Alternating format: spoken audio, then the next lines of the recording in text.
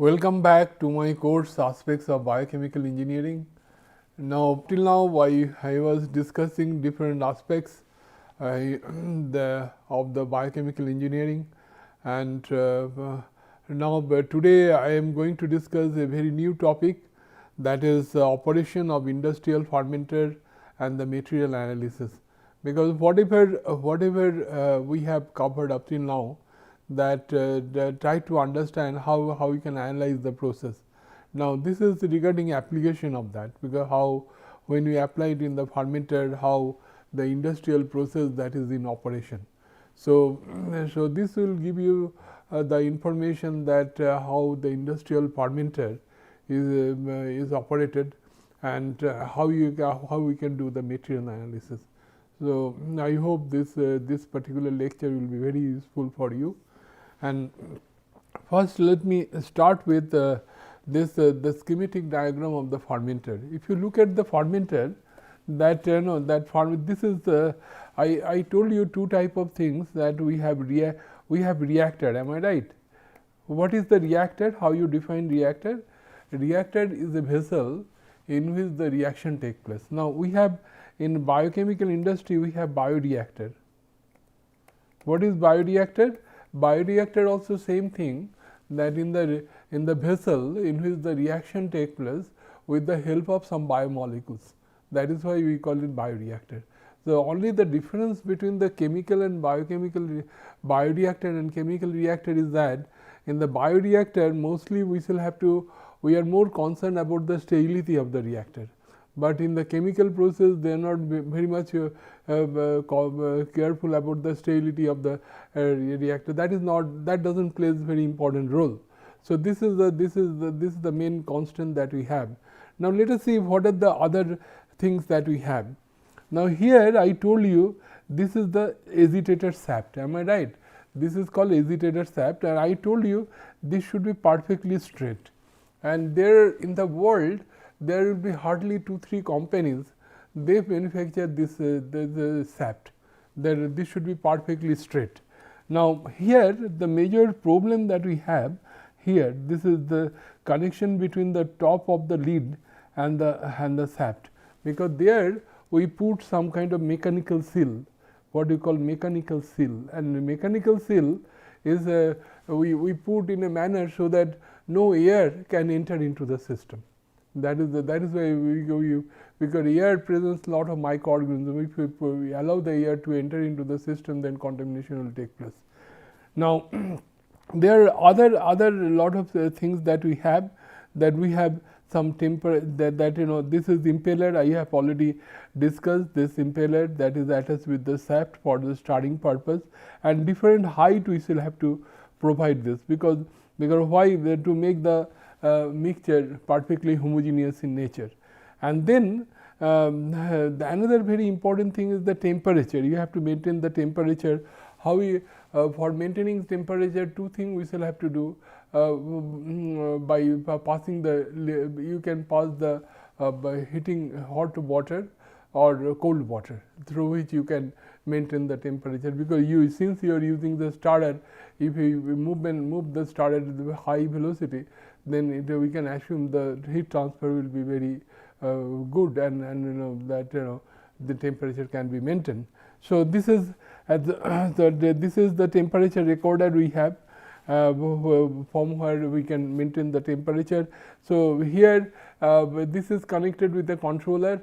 So, if the temperature rises, the chill water that pipeline that pump will be on, and it will bring the chilled water to reduce the temperature. If temperature is low, then hot water pump will be on, and hot water will be circulated through the jacket. This is jacket. Now, one thing I want to tell you, that this kind of jacket is not used by the industry.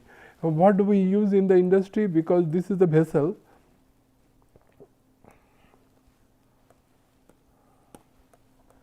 So, what we use, we put some kind of that tubes like this, which the pipe they wrap around the surface of the reactor, so that when you pass the water, then you ensure that water is circulating through the periphery of the this reactor. But when you pass the liquid here, suppose there is some kind of deposition here due to some other reason, so the water will have the channeling effect. If the channeling effect is there, then the temperature control will be a problem. So this is one of the reasons why we use that pipe we wrap around the surface of the reactor. So and for heating sometimes we use the steam, sometimes we use the hot water, and here you can use the sampling purpose. This portion is very interesting. In the lab, how we can do the sampling? In the lab we can do the sampling very easily, because there is a outgoing air outlet. Am I right? In the exhaust, this is the exhaust line. Now here in this exhaust line, if you close this valve, then there will be a pressure here, air pressure here, and due to the air pressure, automatically if you open this valve, then you can draw the sample and collect the sample, and this you can do it very easily. So here we have, you see that this some kind of pH probe is there, is connected here, dissolved oxygen probe that will be connecting here. Then air filter is there, air filter for air sterilization purpose. This is the airflow recorder. We record this flow rate. How we maintain the airflow? By using rotameters, that we can find out what is the flow rate of air.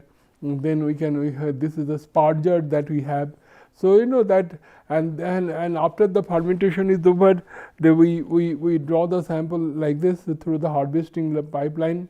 Now here I want to point out the different type of valve we use. This is the valve, and the same type of valve is not used for the all purpose. As for example, for harvesting we always use the gate valve. Am I right? And in case of sampling, suppose in the sampling of what we use ball valve.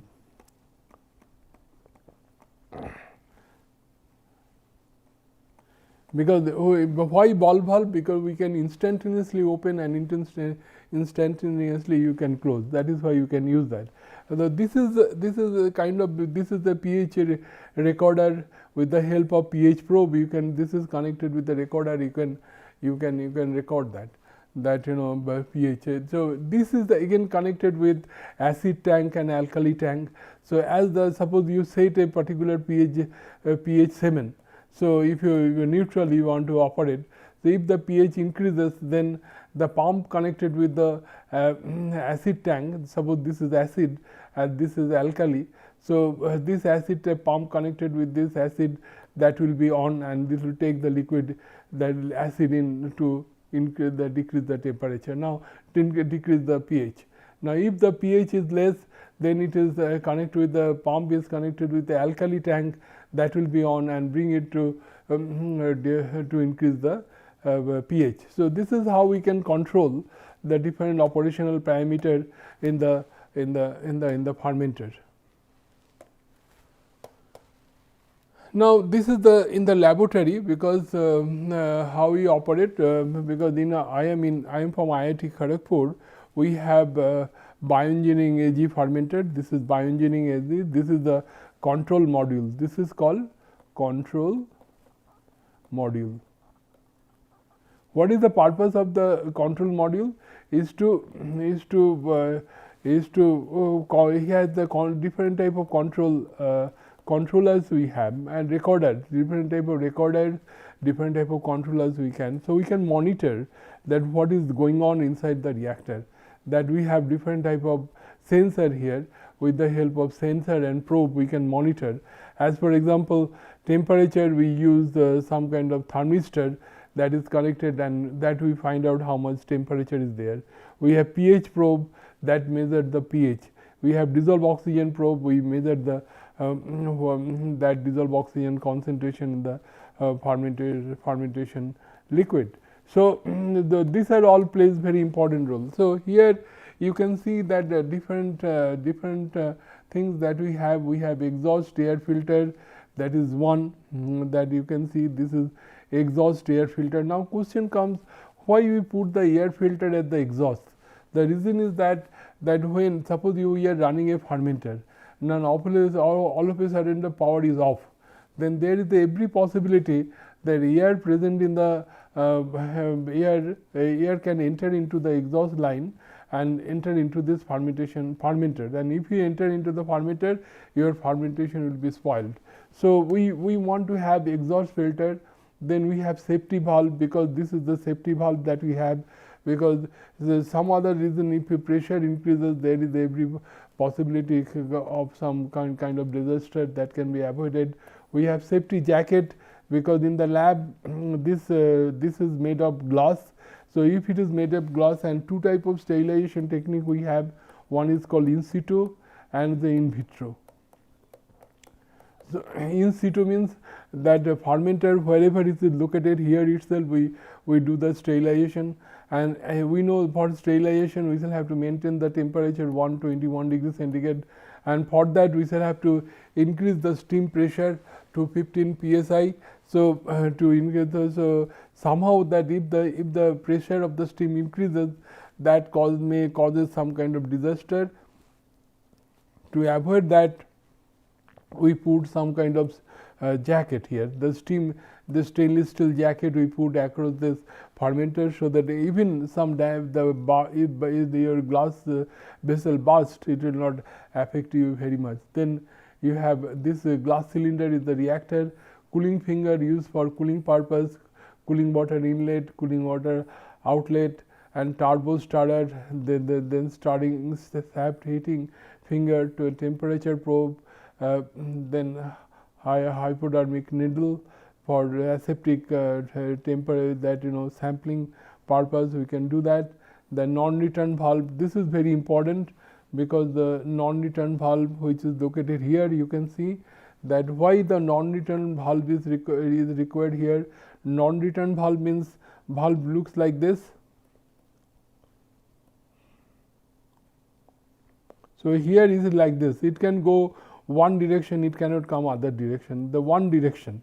So why it is like this? Suppose if there is a power failure, then if the liquid comes out due to some other reason, and then here you have filtered, and if your liquid comprises of lot of organic material, if you enter into the filter, then filter will be spoiled, and because it will be contaminated, so your air cannot be sterilized. So to avoid that, we should have this non-return valve or one-way valve, then aeration tube, then air inlet filter, and harvesting valve, and bearing. Bearing is required for any kind of moving shaft. As you know that we require bearing, leakage curb, and motor.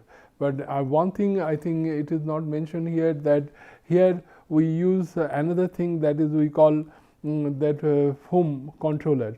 We have foam sensor that we insert here, that that as soon as foam formation is there, that is the normal characteristics of the fermentation process, that is touch the foam, then it is connected with a tank of anti-foam oil, and it will take the anti-foam oil and put it in the reactor, so that foam will subside.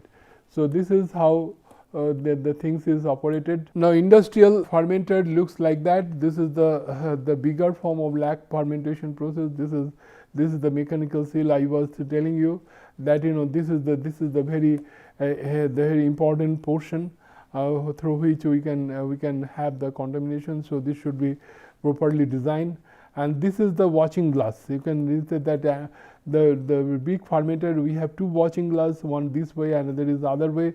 One way you can put the light, another way you can see that exactly what is happening in the fermenter. So you can see the anti-foam oil tanker and other things that is located here, different other things that is located here, similar to your lab fermentation process. Now let us give you some information about the different accessories that we have in the fermenters. That first is the fermentation vessel. Am I right? The function of the fermenter is to carry out the appropriate aseptic and predefined environmental conditions. A fermentation vessel is designed in such a way it requires the minimum labor of operation and maintenance. That the volume capacity range from 1 to 2 liters in the lab scale, and 50 to 1000 liter pilot scale and several thousand liters capacity in the industrial scale. So, different capacity that we have required, and main purpose, main thing that we should have to consider that minimal labor operation and maintenance. Particularly, I want to point out that material of construction should be such there should not be any kind of damage to the surface of the material of construction, and most of the material is made of stainless steel, and different type of stainless steel, as you know, that is available in the market. One is SS314, one is SS316, one is SS317. The different type of, depending on your requirement, because in fermentation industry we usually go for SS316.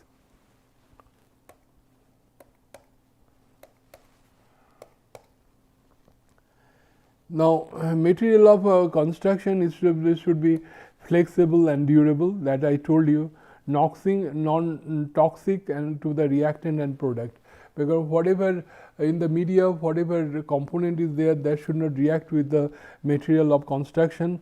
Resistance to chemicals and metabolic products by the organism, resistance to weathering, that low cost and available, it should be available, and easy to fabricate and corrosion proof. As for example, because I told you that stainless steel usually used for as a material of construction. What is stainless steel? Stainless steel is called alloy steel, that is a mixture of metals. So, with iron we mix with different metals, that makes a stainless steel. So, it has been found if the alloy steel stainless steel contain 12% of chromium, it prevents the corrosion. Not only that, if you have, suppose I work with citric acid industry, and citric acid is more corrosive to the material of construction, so we can go for a little bit higher. In that case, we add some kind of molybdenum to have the more acid resistant property of the stainless steel. Now, the nickel that is gives the austenitic structure. Austenitic structure means this is the smoothness of the structure. If the material of construction is not smooth, then what will happen? The organism may grow on the surface of the reactor, and your process will be hampered. So, that is undesirable. And high transparency, or for photobioreactor, not for all reactor, photobioreactor we require the polycarbonate material we use, because polycarbonate, your transparency will be more high. So, this is how the material of construction we can choose. Now, construction of material differ from the small scale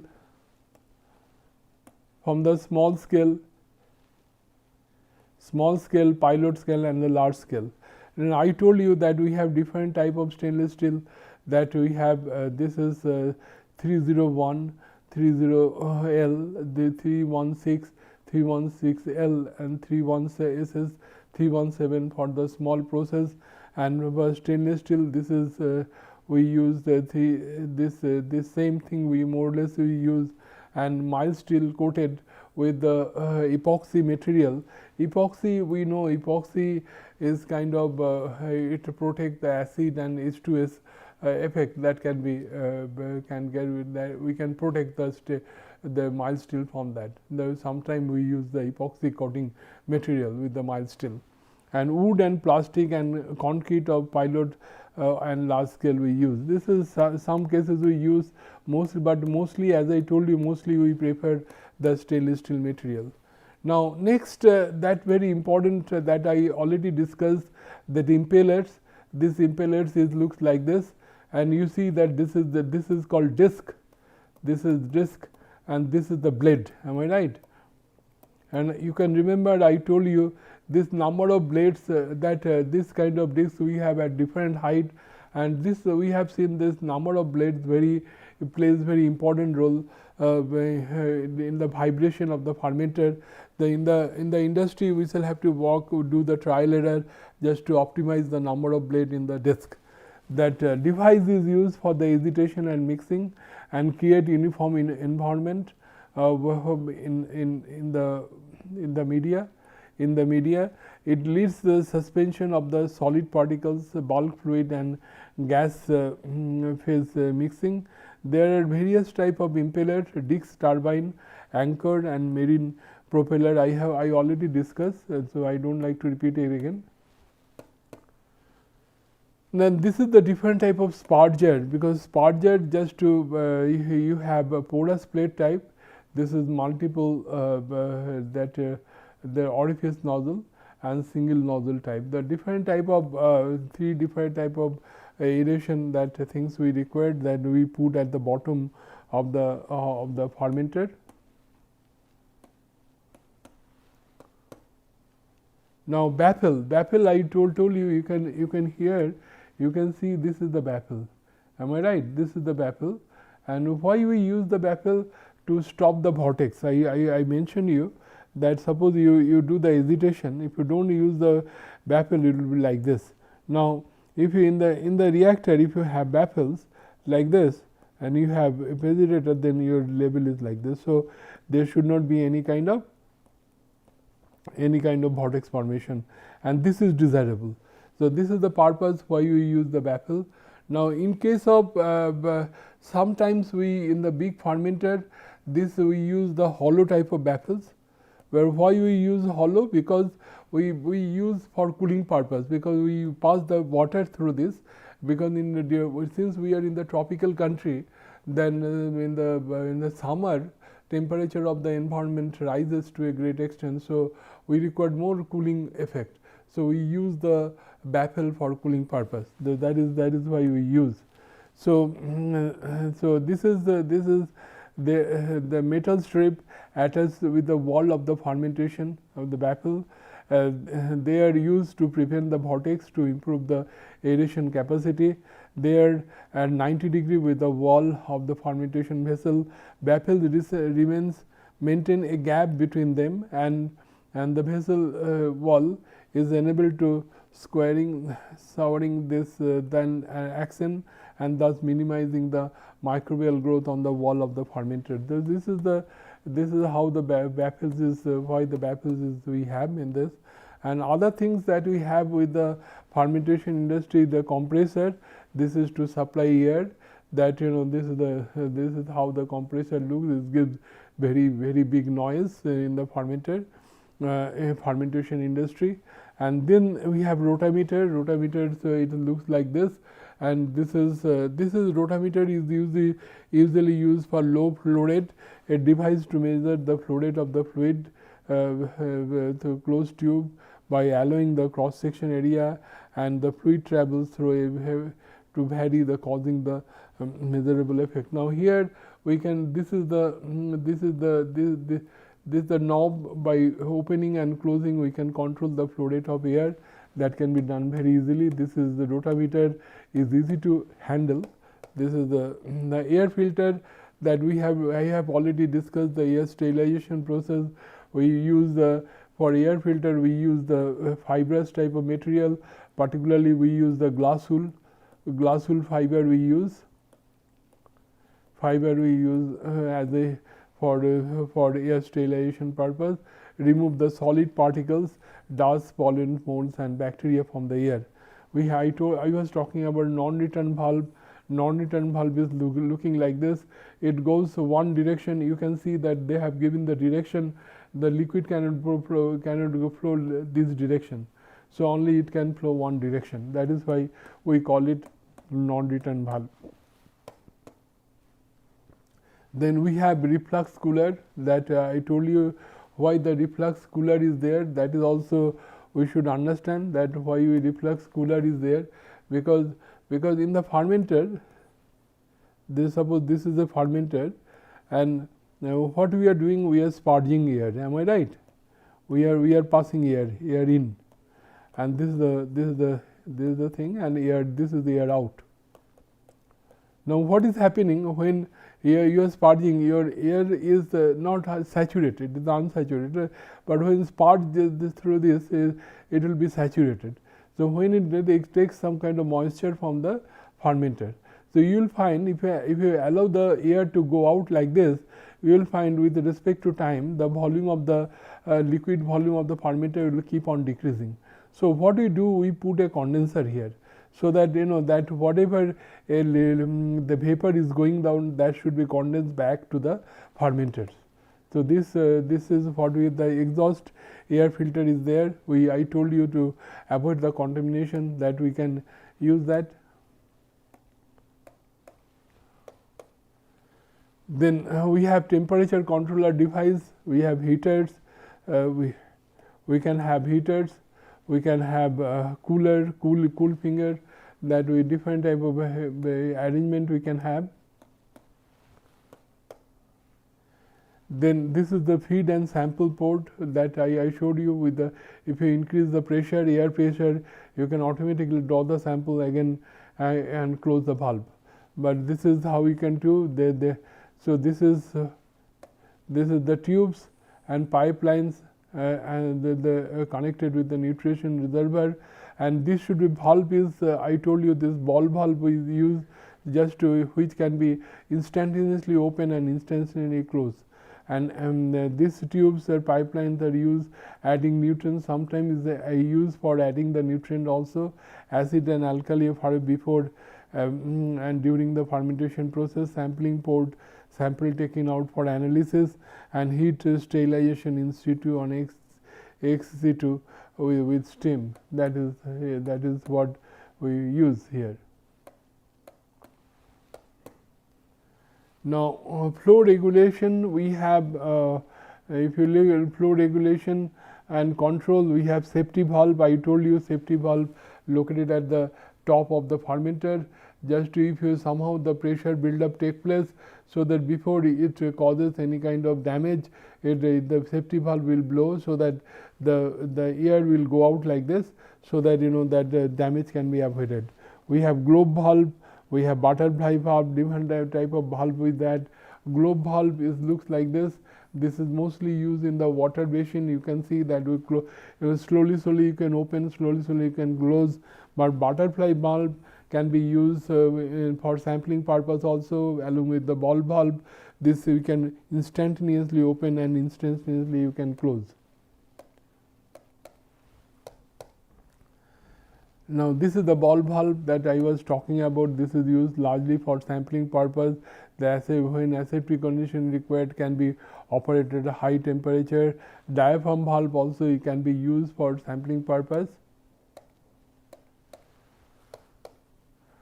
Then we have sealing assembly. This is the mechanical seal. I was telling about that this mechanical seal, which is located at the top of the fermenter, that plays very important role, so that air from outside should not enter into the system. That plays very important role. Now, packed gland inside this mechanical seal, we have some packing material that is shown here. This is the sap that we have. The several layers of ring made of asbestos are used as a seal to seal the sap. Periodically monitoring and replacement. Only one thing I want to highlight, that if this is a mechanical seal, then in case of biochemical industry, we put some kind of line, so that we can pass the anti-foam oil. And this is sterilized anti-foam oil with the help of pump. We put it inside and just to lubricate the sap. And if we lubricate the sap, the friction across the mechanical seal will be less, and since we are passing at the high velocity, so there will be always a positive pressure, and if there is a positive pressure, no air can enter into the system. That is why we use the magnetic drive nowadays used to avoid any kind of contamination problem. So this is another recent development we have. Then for monitoring, we required the pH probe. I told you, whenever you use any kind of probe, first you have to calibrate.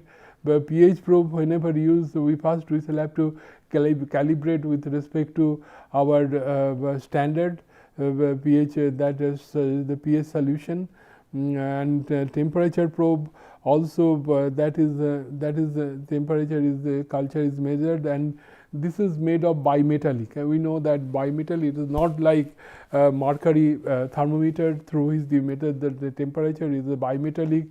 Through the resistance difference in the resistance, we measured the temperature.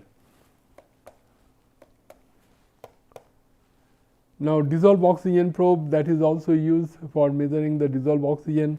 Foam control, I told you, this is the sharp needle that is present at the top of the fermenter, which is just when your foam touch, suppose this is the foam touch here, then it is connected with some your pump is connected with some anti-foam oil tanker, and it will draw the liquid anti-foam oil, and it will take the liquid and put it in the fermenter to subside the foam. That is how the foam control take place. So, this is the different type of this is the summary of the different parts that present in the fermenter. This is the function of the fermenter. I don't like to go in details. Again, I already explained, and this is the different parts that is explained here. So, this is kind of repetition of that. Now, one important thing is the material analysis of the process. That is the first we shall have to prepare the flow diagram. This is the flow diagram of the process. That this is the I have given the examples of the citric acid fermentation process, where cane molasses is used as a raw material, and this is first is stored in the molasses storage tank. Then this is located at the gate of the industry, but the molasses measuring tank are located at the fermentation plant, and then from this you take the desired amount of cane molasses here. Then this contains about the 50% of sugar. We dilute it with the water and with the nutrient, and then we mix thoroughly before it passes through the sterilizer, and then after sterilization we take it in the this is the inoculum vessel for preparation of the culture, and this is the production fermenter for production of the media, and this is the air sterilizer. I told you the capacity of the air sterilizer is 10 times higher in production fermenter as compared to the inoculum vessel. And after the fermentation is over, you take the harvesting tank. This and it contains the cell mass also. So, first you have to remove the cell mass with the help of rotating disc biology, that rotary vacuum filter. We use RVF. Then we get the solid material cell. We can burn it, and we can get the energy, or and then the liquid material we take it and store it as a field test reservoir. Then we pass it through the purification unit for purification of the product. Now, let us see how we can do the analysis of this process. Suppose unaerated fermented field volume in the batch fermentation process is 200 cubic meter, and sugar concentration is 200 gram per liter. Then this 200 gram per liter. So, I have already showed you that how you can convert the unit. This I can write that if you want to convert into kg. So, what I can write that how you can convert to kg, that 1 kg is equal to how much? 1000 gram. So, gram will cancel, then you can convert to kg. The liter you can convert to cubic meter. How we can convert to cubic meter? So, cubic meter, 1 cubic meter is how much? 1000 liter. So, liter will cancel. So, 100, 1000 will cancel. That means that 20 gram per liter is equal to 20 kg per cubic meter. You can write like this. So, sugar input we can easily calculate. We know that 200 cubic meters. So, if you multiply that, we will get the 40 metric tons of sugar. Now, carbon, that that every industry, when we work with any kind of industry, that we have two type of analytical devices for finding out the product concentration. One is very fast analyzing device, and another is exact analysis of your product. So, we have seen most of the, if you want to determine the product concentration, exact product concentration, always it take lot of time, particularly for citric acid estimation it takes more than 1 day. So, what we do in the industry, that we have a titration method with respect to dilute sodium hydroxide solution by using methyl orange as the indicator. We find out how much sodium hydroxide is required to consume that the sodium hydroxide solution, and that is correlated with total acid yield, and from that we can find out, and that is why you can see that we have a ratio of citric acid and total acid yield. So, now total acid as 250 degrees centigrade is 14 point, and this 14.82% weight by volume, well, that means 148.2 kg per cubic meter. So, you can easily find out that what is the in terms of metric tons per cubic meter, and also similarly if you know the concentration of citric acid, you can find out in metric tons. So, if you multiply it by 200 cubic meter, you can easily find out how much metric ton of citric acid is produced by your industry. This is how we can do the material analysis in your production fermenter. Then suppose your downtime is 12 hours, and time of fermentation is suppose 140 hours. So, total time will be 140 plus 12 hours, that will be total time. Now, how we can calculate the yield? The metric tons, this is the metric tons of the total acid, and this is the metric tons of sugar yield, sugar that is input in the system. Then we calculate the 74.1%. The conversion efficiency, any kind of industry plays very important role. Similarly, the citric acid available in two different forms, one is CAM, another is citric acid anhydrous. Now, CAM, if we have already seen the CAM concentration is this, and if this is the sugar yield, so we can easily find out.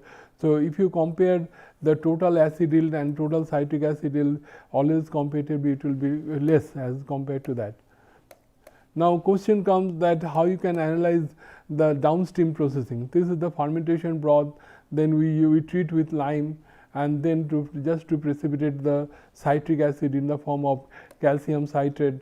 Then you filter it out, you take out the calcium citrate, then hydrolyze with sulfuric acid, and then it passes through the filtration process, and where the gypsum calcium sulfate will be separated out. Here is the your citric acid, which contain lot of color. We use the activated charcoal to remove the color. Then we again do the filtration to remove the activated charcoal. Then we concentrate with the help of evaporation. Then after evaporation we cool it down and do the crystallization to separate the crystals, and then we pass it through the centrifugation machine, and finally we dry the sample. After drying we sieving, but the crystal size will be different, and then we pack it in the polythene bag. This is how we can do that. Now, question come how we can do the material analysis of the process. Now, for citric acid, calcium sulfate, citrate formation, how much lime is required. Now, as you know, the lime is produced, this calcium hydroxide is produced from where? Calcium oxide. This is the H2O gives like this. Now, how calcium oxide is formed? From calcium carbonate. If you calcium carbonate, if you heat, it will give calcium oxide and carbon dioxide. So, this is available in the mines. So, this is you can easily calculate that how much if you know the stoichiometry, you can find out how much lime is required, and if you know how much calcium citrate is formed, you can find out how much acid is required, and if you know this how much acid is required, you can also find out how much gypsum is. This is called gypsum. Gypsum is produced, which is a good ingredient for the cement producing industry. So, this is how we can do the material analysis, and this is the two problems I have given here. I hope you can do it by yourself. Since time I have little less, so I am just leaving it to you. Just you solve, try to calculate it by yourself. I hope you will understand that. Now, so in conclusion, I want to point out that that how I try to give you the glimpse how the fermentation, industrial fermentation processes are operated, and what are the different accessories present in the fermentation process. And our main criteria is to maintain the sterility of the system, so that no contaminants can enter into the system, and how the temperature, how the pH, how the dissolved oxygen concentration can be monitored, how the sample can be drawn by the fermenter. All these things I try to point out, and finally I try to show you this material analysis with respect to citric acid fermentation process. Thank you very much.